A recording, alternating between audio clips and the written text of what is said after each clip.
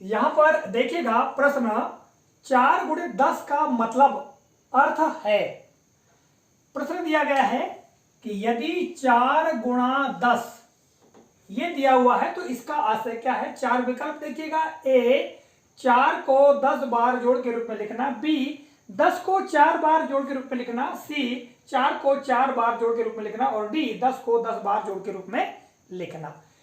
इसी तरह से या इसी संबंधित दूसरा प्रश्न भी देखिएगा। चित्र में प्रत्येक पंक्ति में 5 स्टार हैं, तो गुणन तथ्य के आधार पर कुल स्टार्स की संख्या होगी। ए 5 गुणित 4, बी 4 गुणित 5, सी 6 गुणित 5, डी 5 गुणित 3। तो यहां पर देखिएगा ये चित्र दिए गए हैं, ये स्टार्स बने हुए हैं। ये 1 2 3 4 5, एक खंड में 5 स्टार बने हुए, इस तरह से 6 खंडों में 5-5 स्टार बने हुए हैं। तो इस तरह के चित्र या इस तरह गुणा के रूप में लिखी संख्या जब बच्चों को पूछी जाएगी तो ये विद्यार्थी को भ्रम में डाल सकते हैं या विद्यार्थी चकरा सकते हैं कि इनमें आएगा तो क्या आएगा। जैसे 4 गुणित 10 दिया हुआ है, ये 4 गुणा 10, तो इसमें विद्यार्थी ऐसा भी चयन कर सकता है कि 4 को 10 बार जोड़ के रूप में लिखना है या 10 को 4 बार जोड़ के रूप में लिखना है। क्योंकि यदि 4 का पहाड़ा 10 बार पढ़ा जाता है तो 4 धम 40 होगा और इस तरह 10 का पहाड़ा 4 बार पढ़ा जाता है तो 4 10 धम 40 ही होगा। यानी दोनों स्थिति में, यानी यहां पर देखेंगे तो 10 गुणा 4 या 4 गुणा 10 दोनों लिखने पर उत्तर क्या होगा, 40 ही होगा। तो यहां पर विद्यार्थी भ्रमित हो सकते हैं। ठीक है, इसी तरह से यहां पर देखिएगा 5-5 स्टार दिए गए हैं, तो विद्यार्थी चाहे तो इसको ऐसा भी लिख सकते हैं या विद्यार्थी ऐसा भी लिख सकते हैं। दोनों स्थिति में क्या आएगा, 30 ही उत्तर आएगा। ठीक, तो यहां पर भ्रम की स्थिति होगी, हो सकती है। तो यहां अच्छी तरह से समझ लीजिएगा कि क्या होना चाहिए। विद्यार्थी का देख लें,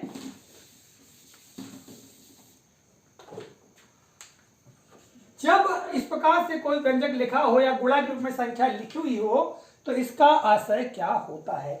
यहां पर देखिएगा जब इस प्रकार लिखा होता है तो इसका आशय ये होता है 4 गुणा 10, ऐसा अगर है मान लिया जाए, ठीक है, या इसको हम इस रूप में लिख सकते हैं 4 गुणा 10। तो यहां पर आशय क्या होगा कि 10 का पहाड़ा हमको 4 बार पढ़ना है।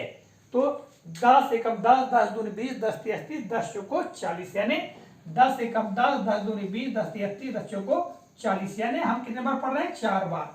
ठीक है, या आप 10 को 4 बार जोड़ दीजिए तो भी उत्तर क्या होगा, 40 होगा। तो इस तरह से यहां पर आप देखेंगे 10 को 4 बार जोड़ के रूप में लिखना, तो यहां पर आ जाएगा उत्तर बी सही।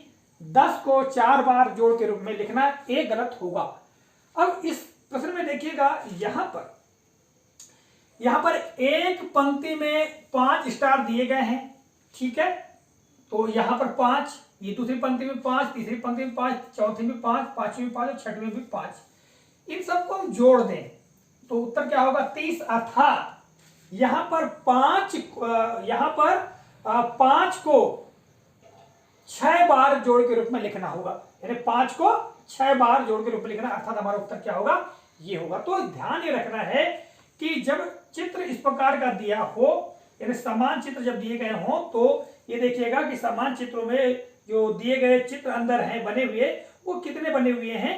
तो यहां पर जैसे 5 दिए गए हैं तो 5-5 लिख दें यहां पर। ठीक है, और कितने दिए हैं, 1 2 3 4 5 6। तो यहां पर 6 बार जोड़ेंगे 5-5 को, तो हम इसको किस रूप में लिखेंगे, यानी हम लिखेंगे 6 गुणा 5, अर्थात 5 को 6 बार जोड़ के रूप में लिखना, जिस प्रकार 10 को 4 बार जोड़ के रूप में लिखना। ठीक है, उदाहरण के लिए अब यहां पर थोड़ा बदल दिया जाए, इस प्रकार है, मान लो जी हमने हटा दिया है, तो अब यहां पर क्या होगा, यहां पर हो जाएगा 15 आ जाएगा, यानी बोला 5 को 3 बार जोड़ के रूप में लिखना, तो क्या आ जाएगा यहां पर 3 गुणा 5, अर्थात 5 को 3 बार जोड़ के रूप में लिखना।